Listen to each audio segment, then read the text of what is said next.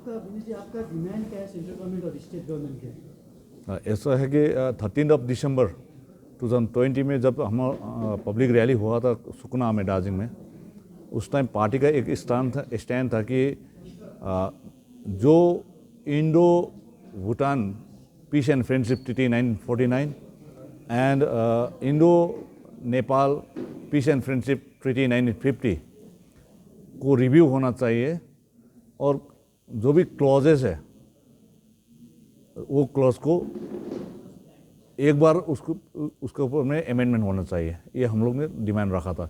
उसी के हिसाब से हम लोग ने प्राइम मिनिस्टर को भी एक लेटर भेजा था। तो आज वही स्टैंड है कि ये दो treaties between India and Bhutan and India and Nepal, इसको रिव्यू होना चाहिए और अमेंडमेंट होना चाहिए और संशोधन होना चाहिए, ये हमारा एक है।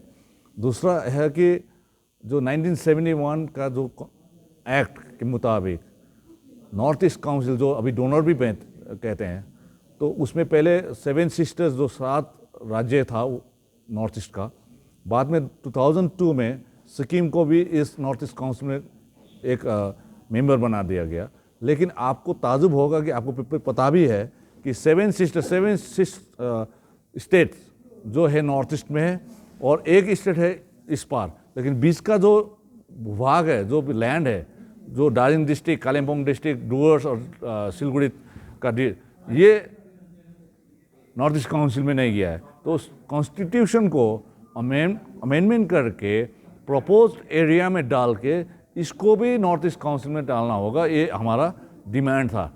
और तीसरा डिमांड आज है कि अगर पॉलिटिकल माइंडसेट ऑफ इंडिया कि हमारा जो कॉन्स्टिट्यूशनल जस्टिस के हम लोग बात कर रहे हैं, जो आइडेंटिटी का बात कर रहे हैं हम लोग, अगर वो पॉलिटिकल माइंडसेट ऑफ इंडिया अभी तक इसमें ऐसा हो गया कि साइलेंट है, यहाँ पे मूवमेंट हो गया, कई सारे हम लोग आदमी मारा गया, लेकिन जो भी मूवमेंट है फेलियर होते चला गया। आज हम लोग को कहना है कि अगर कल गोरखालैंड बन भी गया तो बेटर है। जब तक गोरखालैंड नहीं बनेगा तब तक ऑल इंडिया गोरखा असेंबली होना चाहिए। वो ऑल इंडिया गोरखा असेंबली एक ऐसा कॉन्स्टिट्यूशनल बॉडी होना चाहिए जहाँ पे ऑल इंडिया का पार्टिसिपेशन होना चाहिए गोरखा का, ये हमारा डिमांड आज था। जैसे आपने अभी असेंबली का बात किया था, तो क्या असेंबली अंडर आपका स्टेट गवर्नमेंट या सेंट्रल? ना, देखिए इसका कोई ज्योग्राफिकल डिमार्केशन नहीं है, ठीक है। इसमें रिप्रेजेंटेटिव होगा तो सभी राज्य से आएगा, यूनियन टेरिटरी जहाँ पे गोरखा है, ठीक है। किसी एक राज्य का एक डिवीजन करके ये ऑल इंडिया गोरखा ये असेंबली नहीं बनेगा। ये एक बॉडी है, स्टैच्यूटरी बॉडी होना चाहिए, स्टैच्यूटरी बॉडी।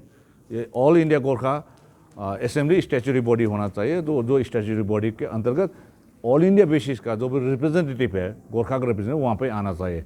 और किस तरह का होगा, कैसा होगा, इसका कितना वॉल्यूम होगा या किस टाइप का काम करेगा, इसका वर्किंग पैटर्न कैसा होगा, ये एक्सपर्टीज ही तय करेगा। और हमारा पास में जो एक्सपर्टीज है वो अभी तैयार किया है, वो हम लोग जल्दी गवर्नमेंट ऑफ इंडिया को भेजेंगे और गवर्नमेंट ऑफ इंडिया भी इसमें गौर करके, इसमें स्टडी करके, उनका भी एक्सपर्टीज रख के ये करना होगा।